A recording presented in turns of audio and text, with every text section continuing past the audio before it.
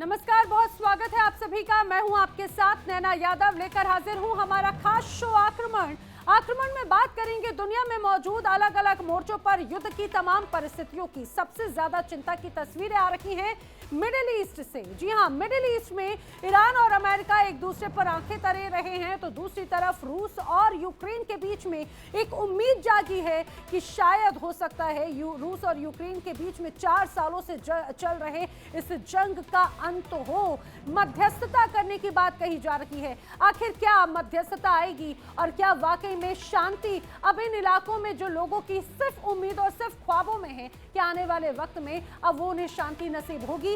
ये देखने वाली बात है, बताएंगे आपको। लेकिन सबसे पहले बात कर लेते हैं ईरान की। ईरान पर हमला अब सवाल अगर का नहीं है, सवाल है कब का। क्योंकि अमेरिका ने मिडिल ईस्ट में वो हथियार तैनात कर दिए जो जंग से पहले लगाए जाते हैं। थार्ड मिसाइल डिफेंस सिस्टम, यानी ऐसा कवच जो ये बताता है कि अमेरिका सिर्फ धमकी नहीं दे रहा बल्कि जवाबी हमले के लिए पूरी तरह से तैयार है। तो सवाल ये है, आखिर थार्ड है क्या? ये कितना खतरनाक है? इसका मतलब क्या है? ईरान पर हमला अब क्या कभी भी हो सकता है?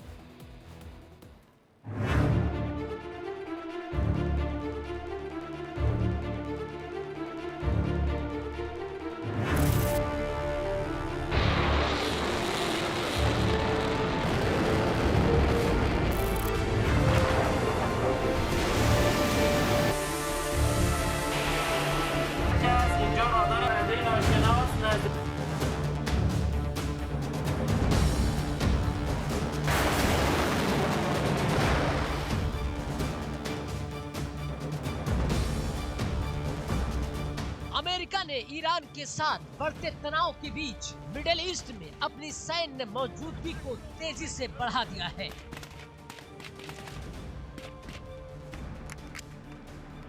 राष्ट्रपति डोनाल्ड ट्रंप खुद कह चुके हैं कि उन्होंने एक बड़ा आर्मडा भेजा है।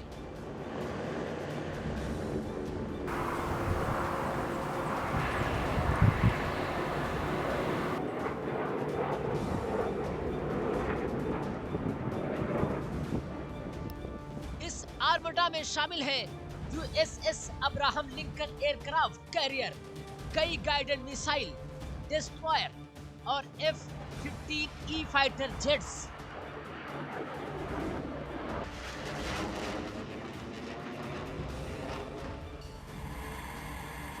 लेकिन इस सब के साथ जो सबसे अहम तैनाती हुई है वो है थार्ड और पैट्रियट मिसाइल डिफेंस सिस्टम।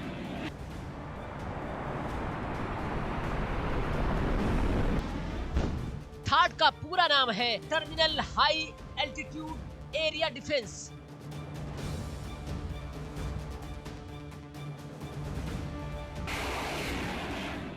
ये अमेरिकी सेना का सबसे advance anti ballistic missile system है। इसका काम है दुश्मन की बैलिस्टिक मिसाइल को उसके आखिरी चरण में हवा में ही खत्म कर देना, यानी मिसाइल जमीन तक पहुंचे उससे पहले ही उसका खात्मा कर देना।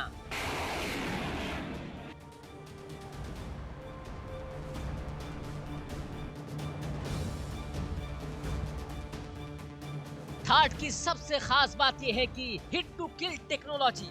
इसमें कोई विस्फोटक वॉरहेड नहीं होता। ये मिसाइल दुश्मन की मिसाइल से सीधे टकराकर उसे नष्ट कर देती है। सिर्फ अपनी रफ्तार, इंटरसेप्टर की स्पीड लगभग 10,000 किलोमीटर प्रति घंटा, यानी पलक झपकते ही टारगेट खत्म।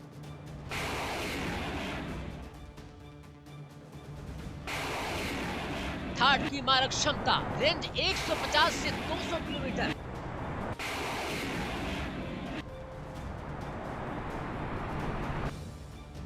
ऊंचाई 150 किलोमीटर तक, यानी ये मिसाइलों को वायुमंडल के अंदर भी बाहर इंटरसेप्ट कर सकता है। यही वजह है कि इसे दुनिया के सबसे खतरनाक मिसाइल डिफेंस सिस्टम में गिना जाता है।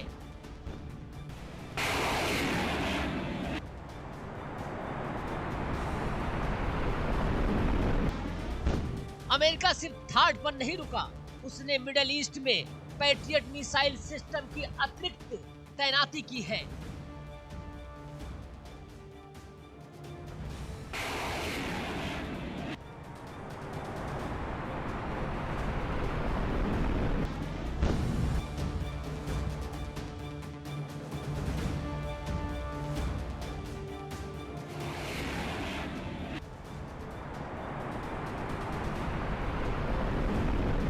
रणनीति साफ है, ऊपर की ऊंचाई पर थाड, नीचे की ऊंचाई पर पैट्रियट। यानी अगर एक मिसाइल पहली लेयर से बच भी जाए तो दूसरी लेयर में वो खत्म हो जाएगी।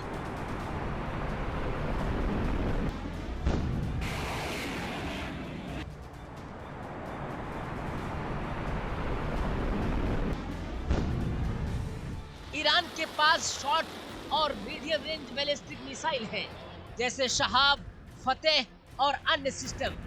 ये मिसाइलें अमेरिकी बेस इजराइल और खाड़ी देशों तक आसानी से पहुंच सकती हैं।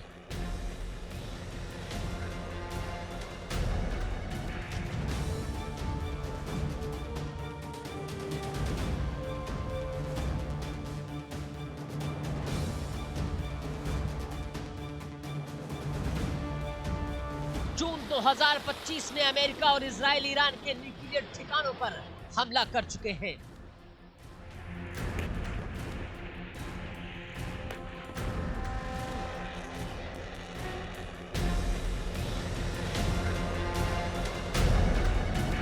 अब डर यह है कि अगर अमेरिका दोबारा हमला करता है तो ईरान जवाबी मिसाइल स्ट्राइक करेगा।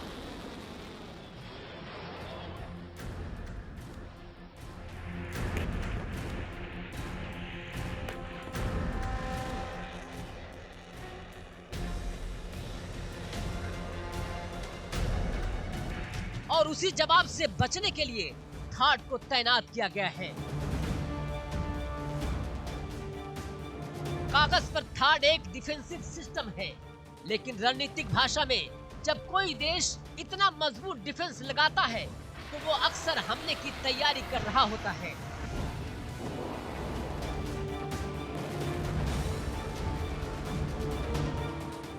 क्योंकि उसे पता होता है पहले वार के बाद जवाबी वार आएगा।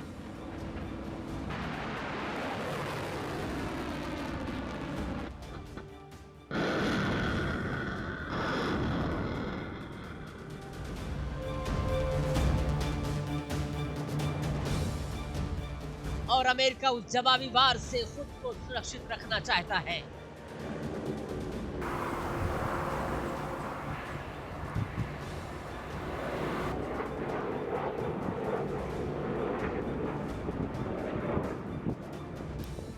पहले से ही इजराइल में एक थाड तैनात है। अब यूएई और आसपास के इलाकों में अतिरिक्त सिस्टम भेजे गए हैं।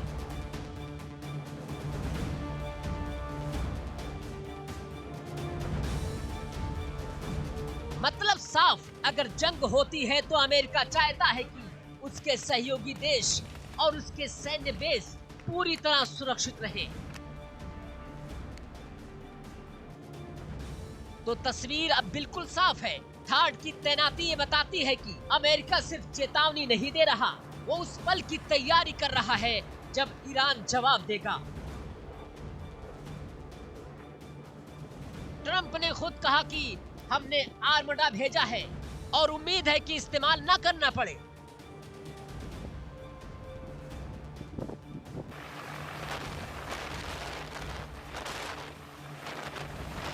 लेकिन इतिहास गवाह है, जब इतनी तैयारी होती है तो जंग अक्सर दरवाजे पर खड़ी होती है। अब सवाल यही है, क्या थाड मिडिल ईस्ट को बचा पाएगा या फिर ये एक और बड़े युद्ध की पहली घंटी है?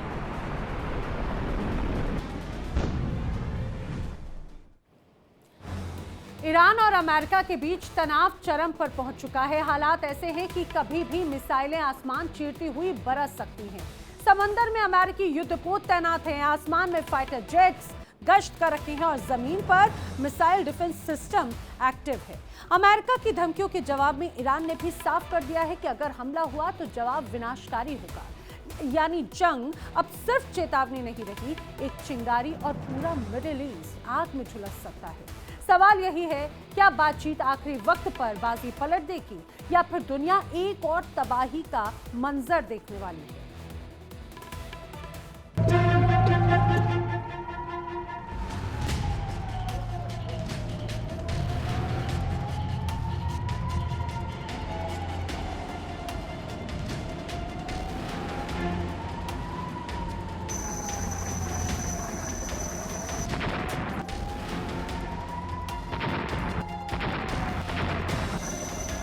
ईरान और अमेरिका के रिश्ते पहले ही बेहद नाजुक हैं, लेकिन बीते कुछ हफ्तों में ये तनाव खुले टकराव की शक्ल अख्तियार कर चुका है।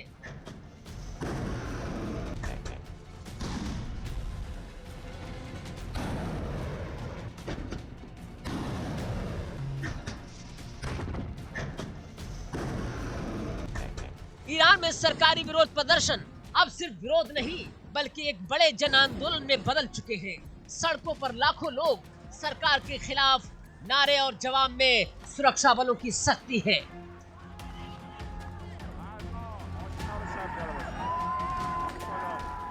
दिसंबर के आखिर में ईरान में विरोध की चिंगारी भड़की।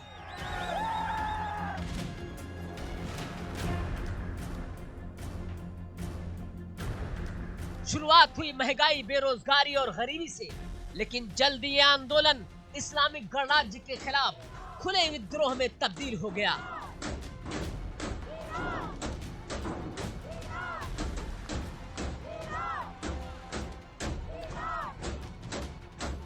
जनवरी से लेकर अब तक कई दिनों तक ईरान की सड़कों पर खून खराबा होता रहा। मानवाधिकार संगठनों के मुताबिक अब तक कई हजार से ज्यादा लोग मारे जा चुके हैं।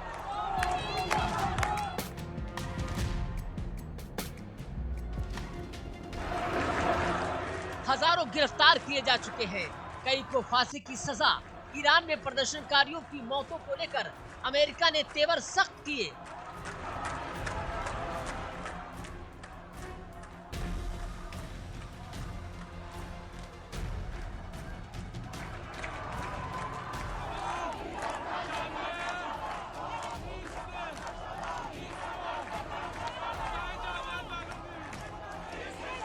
डोनाल्ड ट्रंप खुद कई बार चेतावनी दे चुके हैं। ट्रंप ने साफ कहा, अगर ईरान ने अपने लोगों पर जुल्म बंद नहीं किया तो अमेरिका सैन्य कार्रवाई करेगा।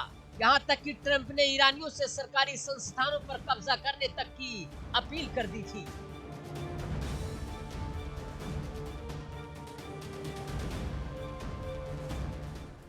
हालांकि बाद में उन्होंने ये कहा कि अमेरिकी दबाव के चलते ईरान ने 800 से ज्यादा फांसियों पर रोक लगाई है और इसी वजह से तुरंत हमले का आदेश नहीं दिया गया। भले ही हमला टला हो, लेकिन अमेरिका की तैयारी कम नहीं है। अमेरिकी एयरफोर्स सेंट्रल कमांड ने बड़ा ऐलान किया है। मिडिल ईस्ट में कई दिनों तक चलने वाला एयरफोर्स मिलिट्री एक्सरसाइज।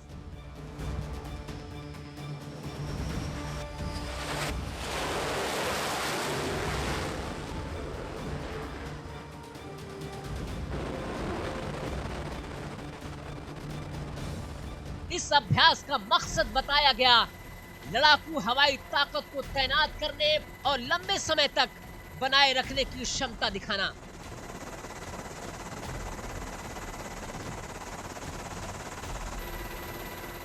लेकिन न तारीख बताई, न जगह, और यही रहस्य सबसे ज्यादा डर पैदा कर रहा है।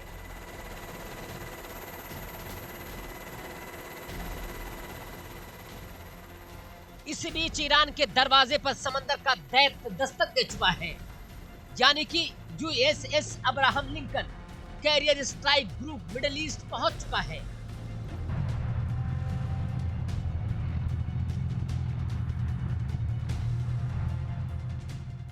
ये कोई आम जहाज नहीं, ये चलता फिरता हवाई अड्डा है। इसमें मौजूद है दर्जनों फाइटर जेट, हेलीकॉप्टर गाइडेड मिसाइलें और हजारों सैनिक। समंदर से किसी भी देश पर तबाही बरसाने की पूरी ताकत रखता है।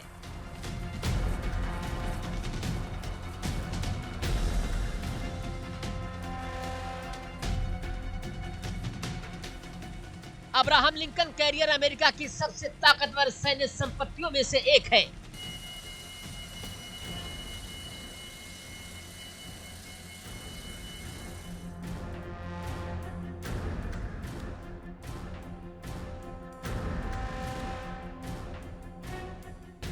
इसका मिडिल ईस्ट पहुंचना साफ संकेत देता है कि अमेरिका हर हालात के लिए तैयार है।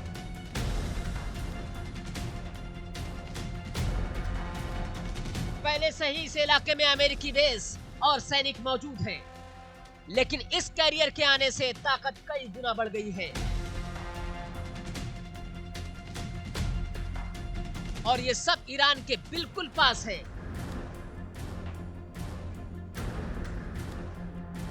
अब बड़ा सवाल यही है, अगर ये सिर्फ अभ्यास है तो इतनी गोपनीयता क्यों? जगह क्यों नहीं बताई गई, समय क्यों नहीं बताया गया और अभ्यास से ठीक पहले इतनी भारी सैन्य तैनाती क्यों? सैन्य विशेषज्ञ मानते हैं कि अक्सर बड़े युद्ध से पहले ऐसे ही अभ्यास किए जाते हैं।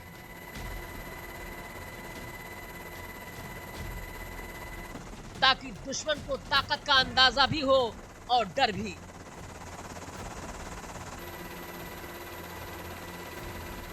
ईरान के लिए यह हालात किसी बुरे सपने से कम नहीं।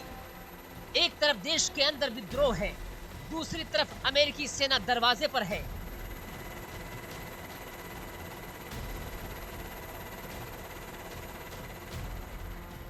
ईरान जानता है कि अगर अमेरिका ने हमला किया तो ये सिर्फ राजनीतिक नहीं बल्कि सैन्य और रणनीतिक तबाही होगी।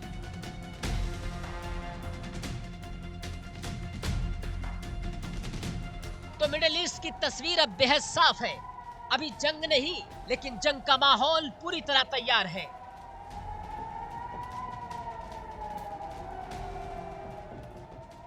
आसमान में अभ्यास के नाम पर फाइटर जेट्स, समंदर में तबाही का दैत्य और जमीन पर एक ऐसा देश जो अंदर से टूट रहा है। सवाल सिर्फ इतना है, क्या ये सैन्य अभ्यास यही खत्म हो जाएगा?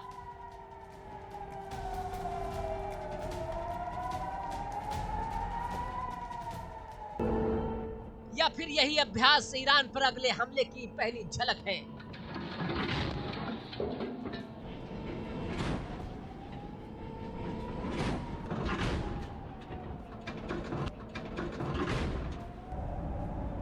क्योंकि इतिहास कहता है जब ताकत इतनी खुलकर दिखाई जाती है तो अक्सर गोलियां चलने में ज्यादा वक्त नहीं लगता।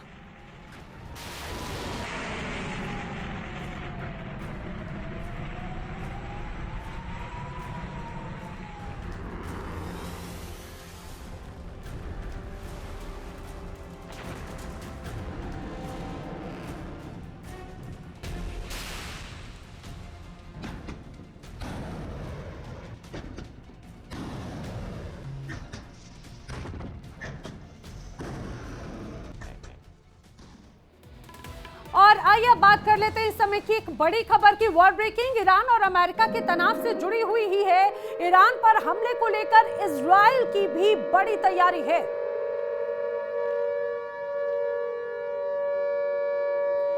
जी हां, बड़ी खबर, ईरान पर हमले को लेकर इजराइल भी पूरी तरह से तैयार है। अटैक और डिफेंस मोड में इजरायली सेना नजर आती है और यही वजह है कि इजराइल ने अपनी तीनों ही सेनाओं को पूरी तरह से एक्टिव मोड पर डाल दिया। इजराइल की तीनों सेनाएं मदद के लिए तैयार हैं। अमेरिका से 3 नए फाइटर जेट भी अब इजराइल पहुंच रहे हैं। ये जानकारी है। इजराइल वायुसेना को अमेरिका की बड़ी मदद है, क्योंकि जिस तरह से यहां पर अमेरिका लगातार ईरान को धमकी दे रहा है और ईरान का निशाना है इजराइल पर। ईरान पहले ही स्पष्ट कर चुका है कि अगर अमेरिका किसी तरह की हिमाकत करता है तो वो अमेरिका या फिर इजराइल दोनों को टारगेट करेगा और उसके जवाबी हमले का सामना इजराइल को जरूर करना पड़ेगा। तो मिडिल ईस्ट, जहां पर इतिहास से सबसे ज्यादा जंग देखी, आज फिर वहीं से एक और युद्ध की आहट सुनाई दे रही है। अमेरिका और ईरान दोनों आमने सामने हैं, दोनों पीछे हटने को तैयार नहीं।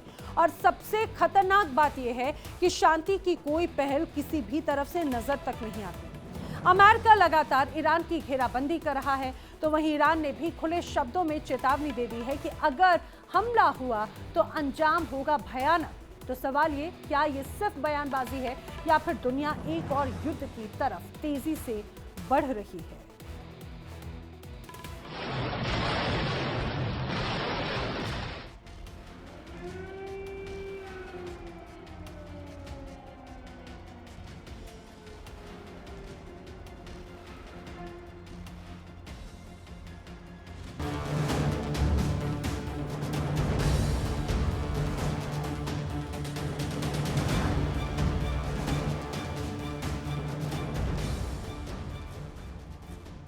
अमेरिका और ईरान के रिश्ते पहले भी तनावपूर्ण रहे हैं, लेकिन इस बार हालात काफी ज्यादा जुदा हैं और ज्यादा गंभीर हैं। अमेरिकी राष्ट्रपति डोनाल्ड ट्रंप ने ईरान को सीधी धमकी दी है। ट्रंप का साफ कहना कि ईरान अपने परमाणु कार्यक्रम पर अमेरिका के साथ डील कर ले, वरना उसे बड़े पैमाने पर अमेरिकी हमले का सामना करना ही पड़ेगा।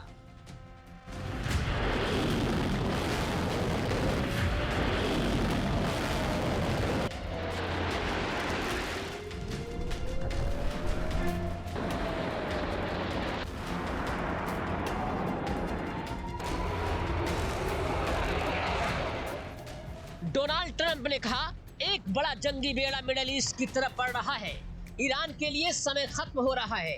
ये बयान सिर्फ शब्द नहीं, बल्कि इसके पीछे अमेरिका की सैन्य ताकत जमीन, आसमान और समंदर में खुलकर दिखाई दे रही है।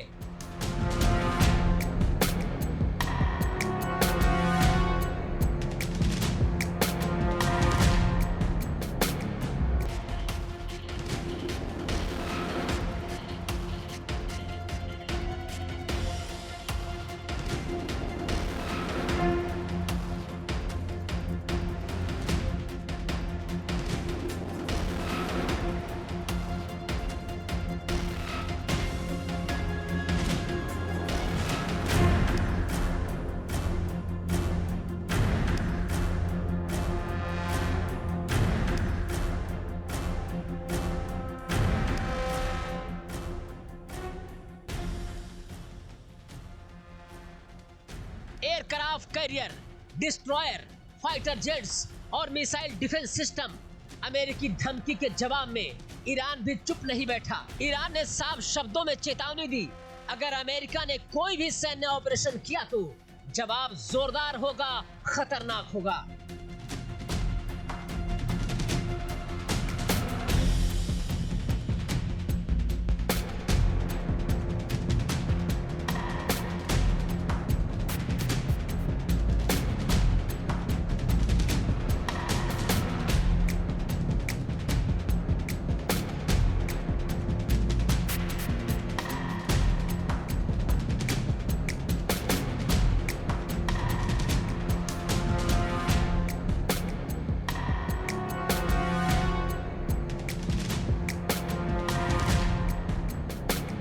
ईरानी विदेश मंत्री अब्बास अगारची ने सोशल मीडिया प्लेटफॉर्म एक्स पर लिखा कि हमारी पूरी तैयारी है, ट्रिगर पर उंगली रखे हुए हैं, देश पर किसी भी हमले का करारा जवाब दिया जाएगा।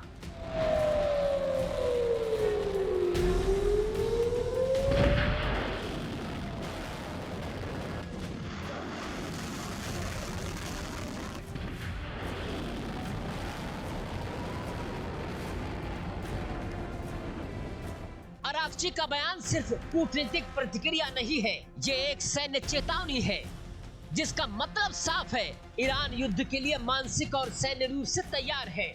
ईरान के पास बैलिस्टिक मिसाइलें, ड्रोन स्वार्म, नौसैनिक ताकत और पूरे मिडिल ईस्ट में प्रॉक्सी मिलिशिया का नेटवर्क है।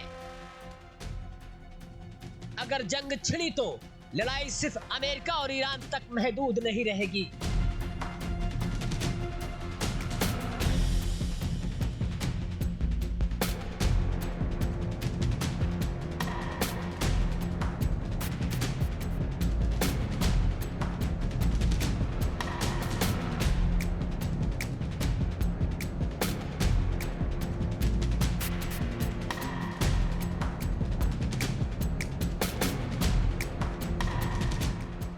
अमेरिका धीरे धीरे ईरान के चारों ओर सैन्य घेरा कसता जा रहा है।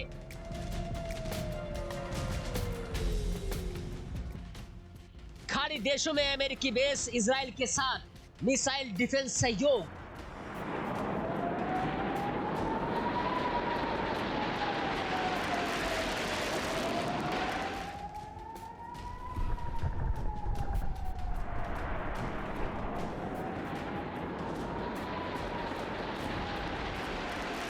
और समंदर में एयरक्राफ्ट कैरियर की तैनाती। सैन्य विशेषज्ञ मानते हैं कि ये रणनीति सिर्फ दबाव बनाने की नहीं, बल्कि युद्ध की पूरी तैयारी का संकेत है।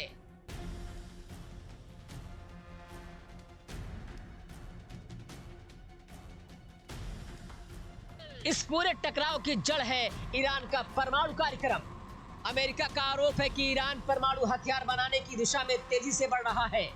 ईरान का दावा है कि उसका परमाणु कार्यक्रम शांतिपूर्ण है, लेकिन अमेरिका ईरान पर भरोसा करने को तैयार नहीं, और यही अविश्वास अब जंग के बहाने तक पहुंच चुका है।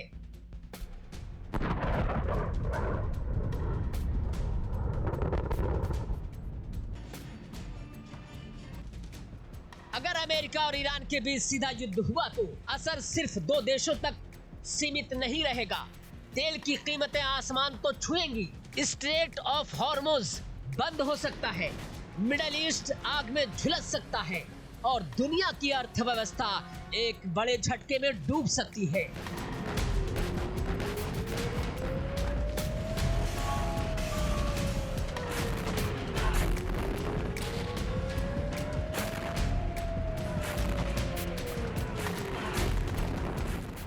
सबसे बड़ा सवाल यही है कि शांति की पहल क्यों नहीं हो रही है। अमेरिका दबाव की राजनीति पर अड़ा है, ईरान सम्मान और संप्रभुता की बात कर रहा है। दोनों पक्ष पीछे हटने को तैयार नहीं।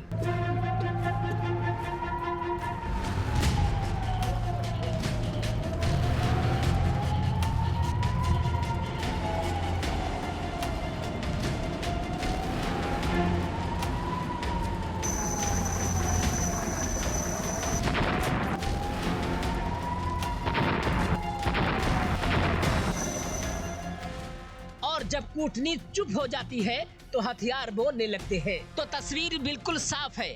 अमेरिका धमकी दे रहा है, ईरान चेतावनी दे रहा है।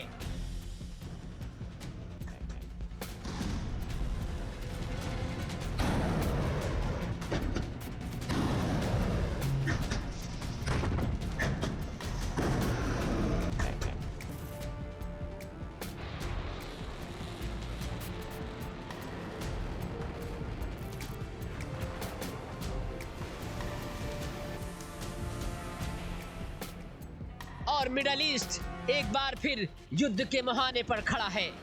सवाल ये नहीं कि ये जंग होगी या नहीं, सवाल ये है कि अगर जंग हुई तो दुनिया कितना नुकसान झेलेगी। क्या आखिरी वक्त पर बातचीत का रास्ता खुलेगा, या फिर इतिहास एक और तबाही की कहानी लिखेगा।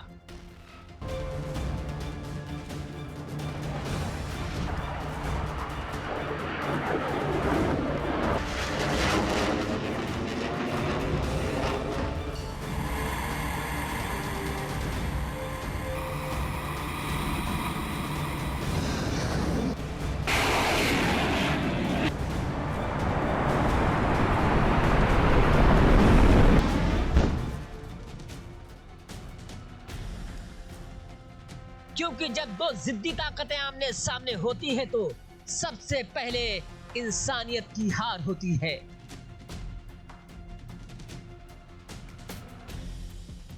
Bureau report, India daily.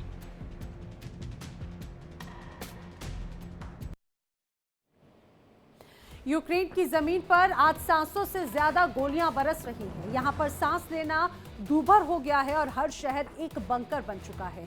हर सड़क मौत का रास्ता है। आसमान से गिरते बम जमीन की धड़कनें रोक रही हैं और लोग सिर्फ जिंदा रहने की बस अब जंग लड़ रहे हैं। घर मलबे में तब्दील हो चुके हैं, बचपन खंडरों में दब गया है और भविष्य धुएं। ये सिर्फ युद्ध नहीं, यूक्रेन की रोजमर्रा की सच्चाई है।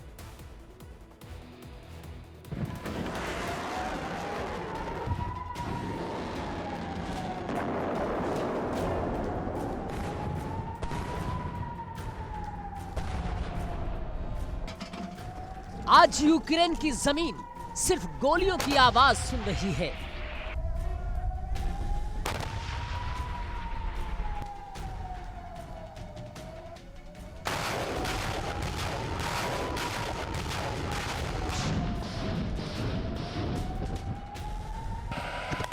आज यूक्रेन की हवा सिर्फ बारूद नहीं उगल रही,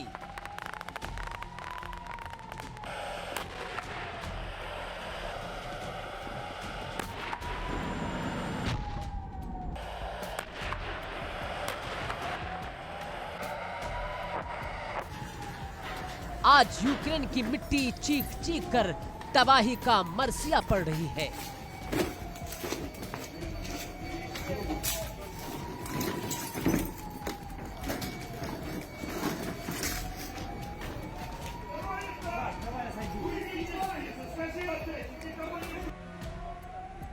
कीव से खार्किव तक, ज़ेपोरिज़िया से निप्रो तक, हर शहर, हर कस्बा, हर गली या तो मलबे में बदल चुका है या अंधेरे में डूब चुका है।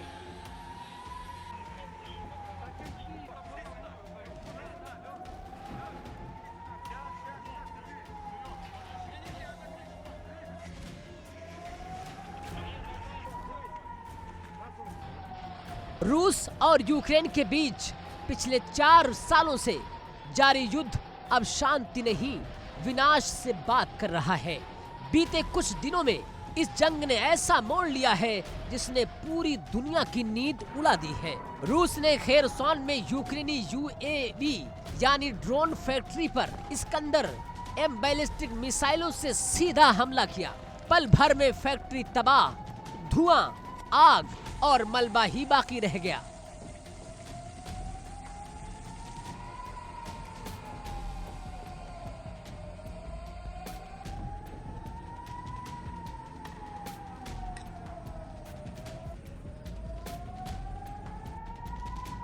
जवाब में यूक्रेन भी पीछे नहीं हटा।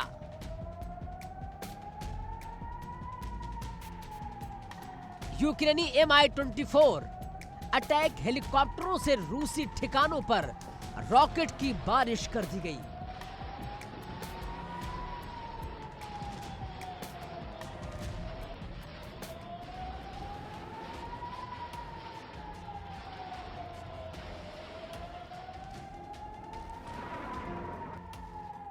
और यही नहीं रुका यूक्रेन, हजारों किलोमीटर दूर रूस के नोवोसिविर्स्क में लंबी दूरी के ड्रोन भेजकर और माइक्रोचिप प्लांट को निशाना बनाया गया।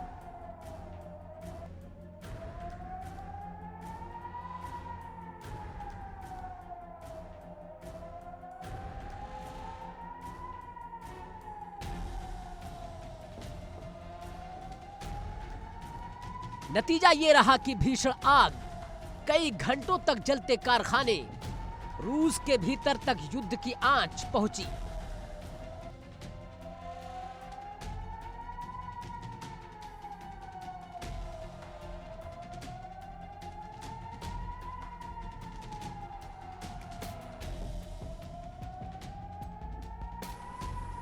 वहीं यूक्रेन में कहीं इमारतें जमींदोज हैं, तो कहीं बिजली पूरी तरह ठप है, अस्पताल जनरेटर पर है, घर मोमबत्तियों के उजाले पर है और लोग डर पर जिंदा है।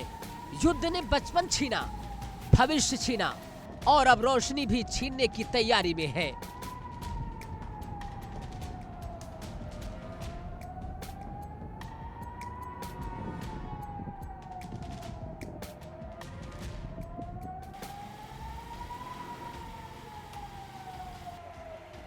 लेकिन इस युद्ध का सबसे डरावना चेहरा अब सामने आ चुका है। रूस ने यूक्रेन के ऊर्जा ढांचे और परमाणु ऊर्जा संयंत्रों को निशाना बनाना शुरू कर दिया। 21 जनवरी को रूस ने यूक्रेन पर 18 बैलिस्टिक मिसाइलें, 15 क्रूज मिसाइलें और करीब 450 ड्रोन हमले किए। इनमें से 250 शाहिद ड्रोन थे, यानी ईरानी तकनीक से बने खुदकुश ड्रोन। इन हमलों का सबसे बड़ा असर पड़ा चेरनोबिल परमाणु संयंत्र पर। चेरनोबिल को बिजली पहुंचाने वाली मुख्य लाइनें ठप हो गईं। यही वो चेरनोबिल है जहां 1986 में दुनिया का सबसे बड़ा परमाणु हादसा हुआ था।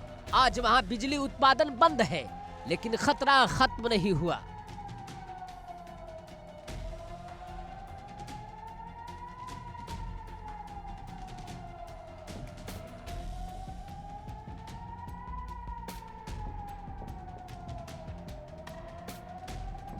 क्योंकि न्यूक्लियर रिएक्टर को ठंडा रखने के लिए लगातार बिजली और पानी चाहिए होती है। अगर ये सप्लाई रुकी तो इतिहास खुद को दोहरा सकता है। इस पर IAEA चिंता जता चुका है और दुनिया की बेचैनी भी बढ़ रही है। इंटरनेशनल एटॉमिक एनर्जी एजेंसी यानी कि IAEA पहले ही चिंता जाहिर कर चुका है। पिछले महीने भी चेर्नोबिल के इंफ्रास्ट्रक्चर को नुकसान पहुंचाया था। आज सवाल ये नहीं कि प्लांट चालू है या बंद है, सवाल ये है अगर कूलिंग सिस्टम फेल हुआ तो क्या होगा। अब आपको बताते हैं कि यूक्रेन के बाकी परमाणु संयंत्र किस हाल में हैं। यूक्रेन के नक्शे पर नजर डालिए। रिवनेल न्यूक्लियर प्लांट में 4 रिएक्टर हैं, 2 बंद और 2 2030 तक चलने वाले हैं। खमेलनित्स्की प्लांट में 2 रिएक्टर अब भी बिजली उत्पादन दे रहे हैं। साउथ यूक्रेन न्यूक्लियर प्लांट में 3 रिएक्टर पूरी तरह सक्रिय हैं। ज़ेपोरिज़िया न्यूक्लियर प्लांट में यूरोप का सबसे बड़ा परमाणु संयंत्र 6 में से सिर्फ 2 रिएक्टर चालू है और यही ज़ेपोरिज़िया पहले से ही युद्ध की सबसे संवेदनशील जमीन बना हुआ है। ऐसे में क्या रूस की रणनीति बदल चुकी है? अब सबसे बड़ा सवाल, क्या रूस जानबूझकर यूक्रेन की ऊर्जा रीढ़ तोड़ना चाहता है? क्या ये सिर्फ सैन्य हमला नहीं बल्कि साइकोलॉजिकल और इकोनॉमिक वार है? बिजली नहीं होगी तो फैक्ट्रियां बंद, तो हथियार नहीं बनेंगे। बिजली नहीं होगी तो शहर ठप हो जाता है, जनता हताश हो जाती है और जनता थकती है तब देश झुकता है।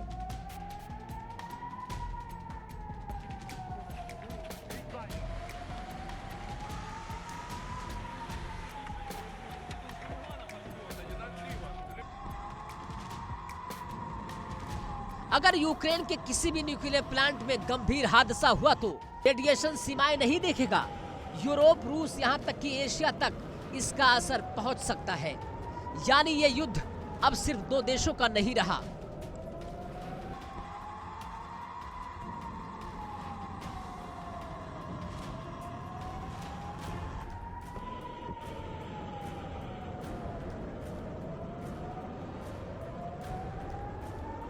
आज रूस यूक्रेन युद्ध सिर्फ मिसाइलों ड्रोन की लड़ाई नहीं है, ये लड़ाई है ऊर्जा की, हिम्मत की और इंसानियत की।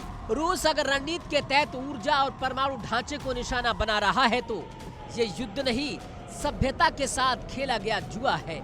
और अगर ये जुआ पलट गया तो हार सिर्फ यूक्रेन की नहीं होगी, हार पूरी दुनिया की होगी।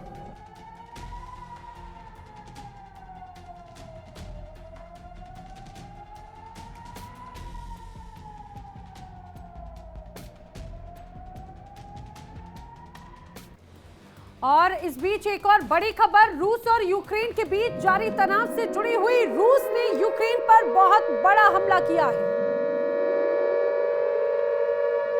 जी हां, बड़ी खबर है, रूस का यूक्रेन पर बड़ा हमला। रिहायशी इलाकों पर हमले से भगदड़ मच गई है और हमले से कीव, खार्किव में अंधेरा छाया हुआ है। बिजली सप्लाई ठप है, पानी की भारी किल्लत है और कड़ाके की ठंड में तो अब जिंदगी जीना भी दूभर हो चुका है। हमले की तस्वीरें आपके सामने है। दरअसल इसी तरह के हालात लगातार देखने को मिल रहे हैं पूरे यूक्रेन में। यही वजह है कि ताबड़तोड़ जिस तरह से रूस हमले कर रहा है कीव या खार्किव में, उससे जनजीवन अस्त व्यस्त है। हीटिंग संयंत्र पूरी तरह से नष्ट हो चुके हैं और ऐसे माहौल में जहां पर चारों तरफ सिर्फ बर्फ की चादर नजर आती है और इस बीच ये कहा जाए कि जो हीटिंग संयंत्र हैं वो वहां के लोगों के लिए लाइफलाइन हो, और फिलहाल वो सारी लाइफलाइन ऐसा लगता है खत्म हो चुकी है। यही वजह है कि अब सब बस यही उम्मीद लगाए बैठे हैं कि रूस और यूक्रेन का ये युद्ध खत्म हो जाए, रूस की तरफ से ताबड़तोड़ हमले अब बंद हो जाएं। युद्ध की आग में यूक्रेन जल रहा है, लेकिन इसकी लपटें यूक्रेन तक सीमित नहीं है, ये लपटें यूरोप तक पहुंच चुकी हैं। और अगर हालात ऐसे ही रहे तो ये मान के चलिए कि कल ये आग पूरी दुनिया को झुलसा सकती है। सवाल बड़ा है, सवाल डरावना है। क्या रूस का प्लान वाकई में बहुत भयानक है? क्या यूरोप दहशत में है? और अगर है तो यूरोप आखिर अब क्या करेगा?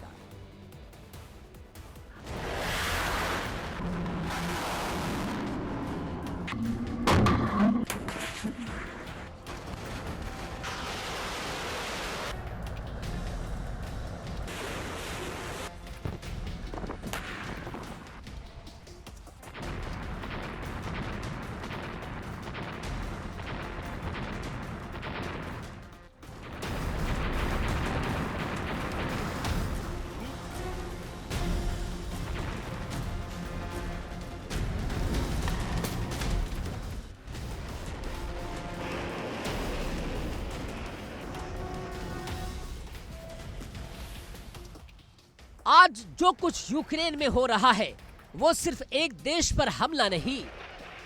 रूस जिस तरह यूक्रेन की ऊर्जा सप्लाई, पावर ग्रिड और न्यूक्लियर इंफ्रास्ट्रक्चर को निशाना बना रहा है,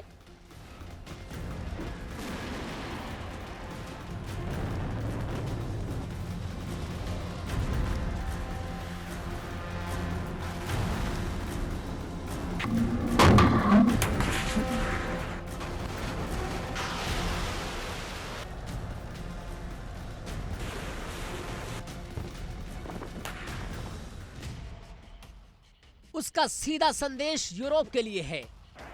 अगर यूक्रेन को बचाया तो कीमत तुम्हें भी चुकानी होगी।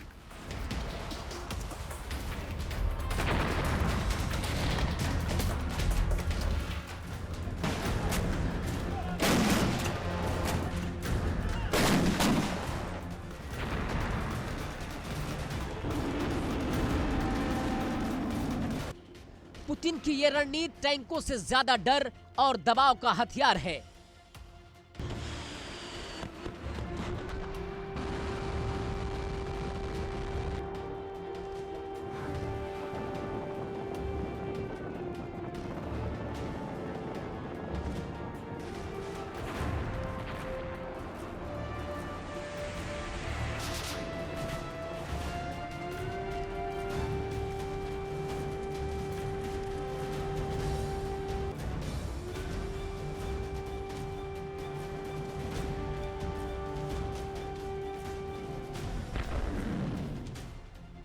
इसलिए यूरोप घबराया हुआ है और यूरोप की घबराहट की 3 बड़ी वजहें भी हैं। पहली वजह न्यूक्लियर खतरा। यूक्रेन में किसी भी परमाणु संयंत्र में अगर बड़ा हादसा हुआ तो रेडिएशन सरहद नहीं देखेगा।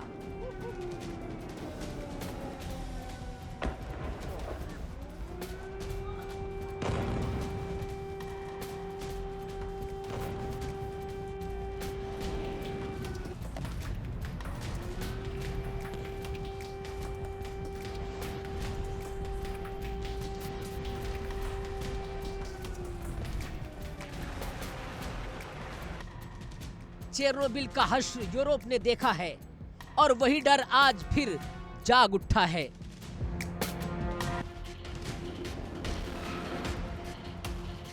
दूसरी वजह, ऊर्जा संकट। यूरोप पहले ही रूसी गैस पर निर्भरता की भारी कीमत चुका चुका है।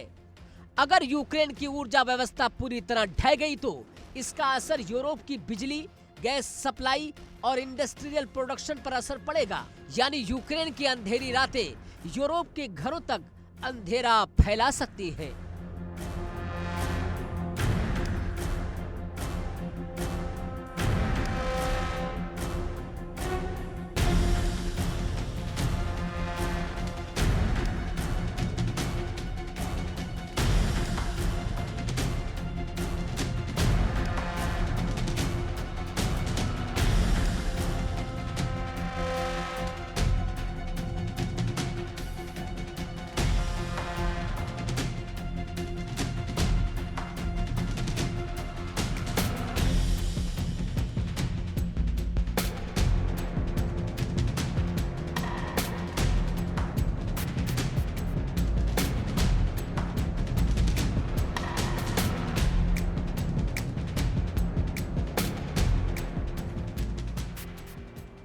तीसरी वजह, युद्ध का फैलाव। अगर रूस यूक्रेन में बिना किसी बड़े नतीजे के ऊर्जा और न्यूक्लियर टारगेट्स को निशाना बनाता है, अगला सवाल उठेगा, क्या अगला नंबर किसी नेटो देश का होगा? यही सवाल यूरोप की नींद उड़ा रहा है।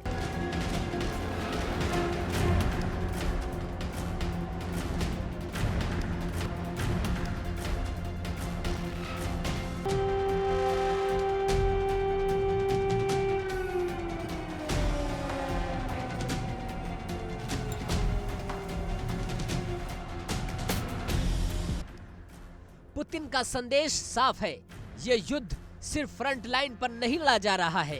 ये युद्ध बिजली से, ठंड से, डर से और जनता के धैर्य से लड़ा जा रहा है। यूक्रेन को अंधेरे में रखो, यूरोप को डर में रखो, यही पुतिन की शतरंजी चाल है।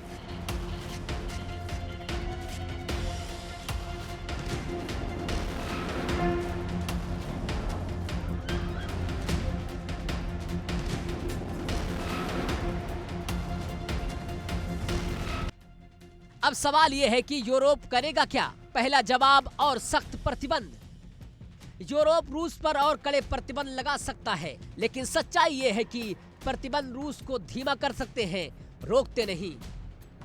दूसरा जवाब, यूक्रेन को ज्यादा हथियार, air defence system, long range मिसाइलें, ड्रोन टेक्नोलॉजी।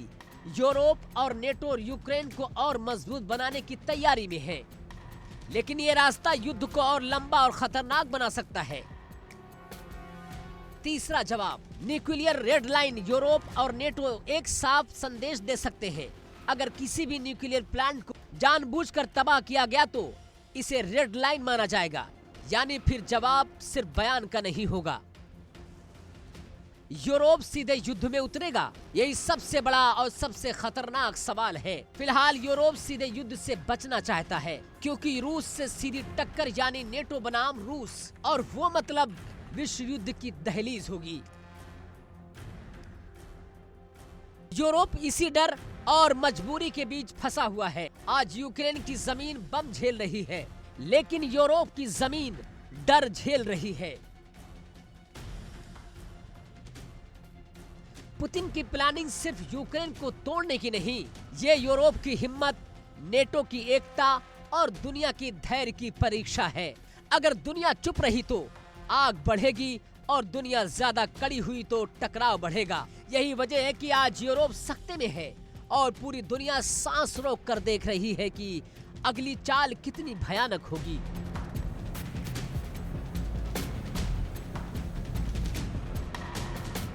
यूक्रेन जल रहा है, यूरोप सुलग रहा है, और सवाल यही है कि क्या दुनिया वक्त रहते इस आग को बुझा पाएगी? Bureau report, India daily. वहीं रूस बाल्टिक देशों के खिलाफ सैन्य दबाव बढ़ाने की तैयारी कर रहा है। रूस यूरोप सीमा के नजदीक सैनिकों की तैनाती, बड़े पैमाने पर सैन्य अभ्यास और रसद गतिविधियों में तेजी, ये सब संकेत यूरोप के लिए खतरे की घंटी मानी जा रही हैं। और खास बात यह है कि रूस पहले भी बाल्टिक क्षेत्र को लेकर अपने ऐतिहासिक दावे करता रहा है। पुतिन कई बार कह चुके हैं कि सोवियत संघ के टूटने के बाद रूस के प्रभाव क्षेत्र को गलत तरीके से सीमित कर दिया गया।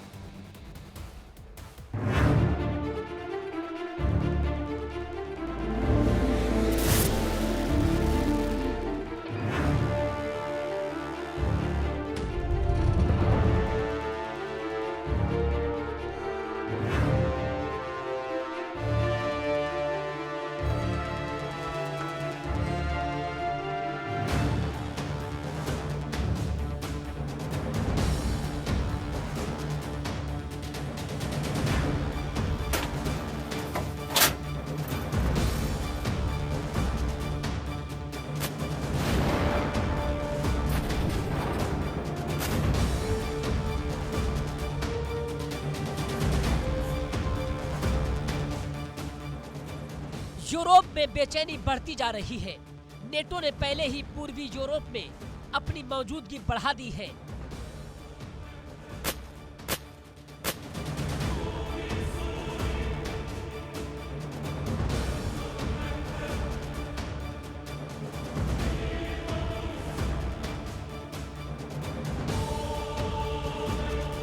अमेरिका, जर्मनी और ब्रिटेन ने बाल्टिक देशों में अतिरिक्त सैनिक और एयर डिफेंस सिस्टम तैनात किए हैं।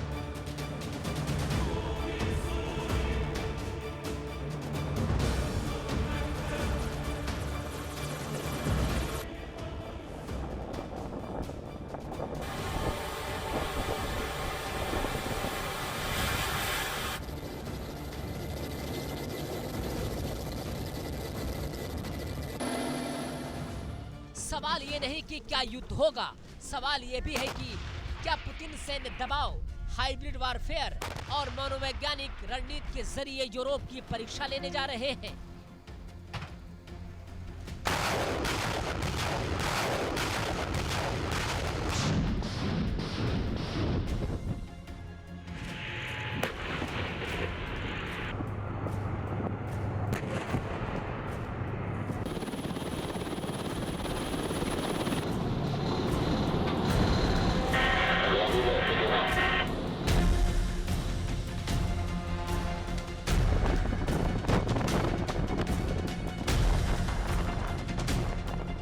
कि अगर बाल्टिक मोर्चे पर हालात बिगड़े तो ये सिर्फ एक क्षेत्रीय संघर्ष नहीं होगा, पूरी यूरोपीय सुरक्षा व्यवस्था के लिए सबसे बड़ा संकट साबित हो सकता है और दुनिया एक बार फिर उस मोड़ पर खड़ी होगी जहां एक चिंगारी महायुद्ध की शक्ल ले सकती है।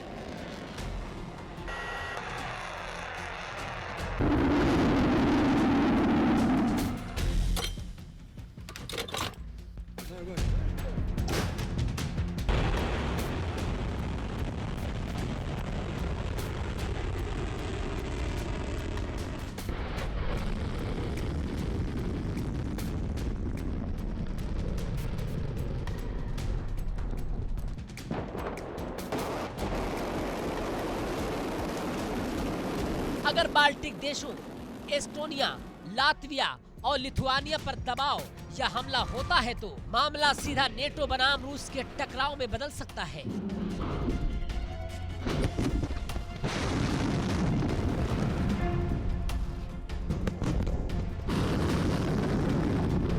और यही वो पॉइंट है जहां हालात बेकाबू हो सकते हैं।